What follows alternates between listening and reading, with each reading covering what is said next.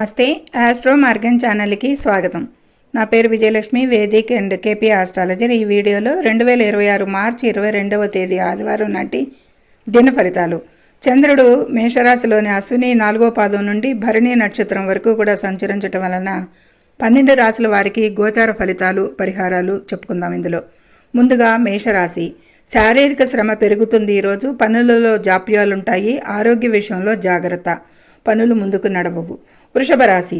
అనవసర ఖర్చులే సూచిస్తున్నాయి. ప్రయాణాల్లో మాత్రం అప్రమత్తంగా ఉండాలి వృషభ రాశి వారు. మిథున రాశి. ఆర్థికంగా అనుకూలం, గౌరవం పెరుగుతుంది. మిథున రాశి వారికి బాగుంది. కర్కాటక రాశి. వృత్తి ఉద్యోగాల్లో మాత్రం కర్కాటక రాశి వారికి అభివృద్ధి ఉంటుంది. సింహరాశి. అదృష్టం, శుభకార్యాలు, దూర ప్రయాణాలు లాభిస్తాయి. సింహరాశి వారికి కూడా చాలా బాగుంది. కన్యా రాశి.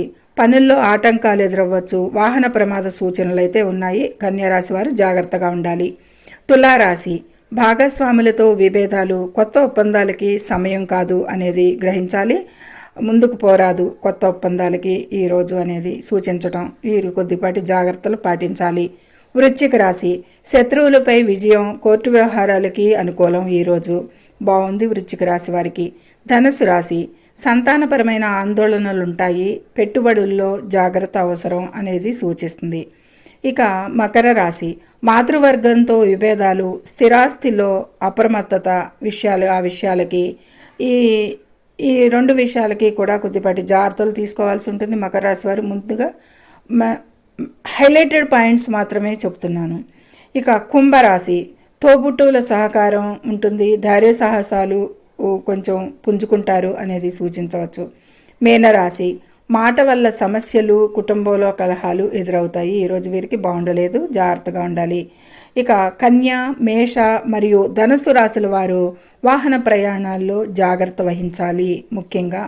ఇక ఈ ద్వాదశ రాశుల వారికి కూడా క్లుప్తంగా హైలైటెడ్ పాయింట్స్ మాత్రం చెప్పుకోవటం జరిగింది.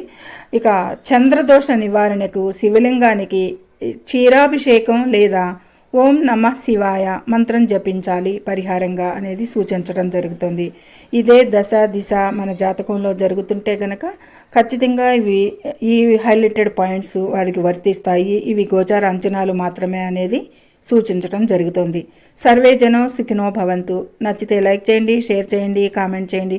ముఖ్యంగా మీ లైక్ మాకెంతో మా ఛానల్ని ప్రోత్సహించుతానికి చాలా అనుకూలం. కాబట్టి యూట్యూబ్ ఇంకా మరి నలుగురికి చేరవేస్తుంది ఈ వీడియోని. దానికి మీ సహకారం అందించండి. ధన్యవాదములు.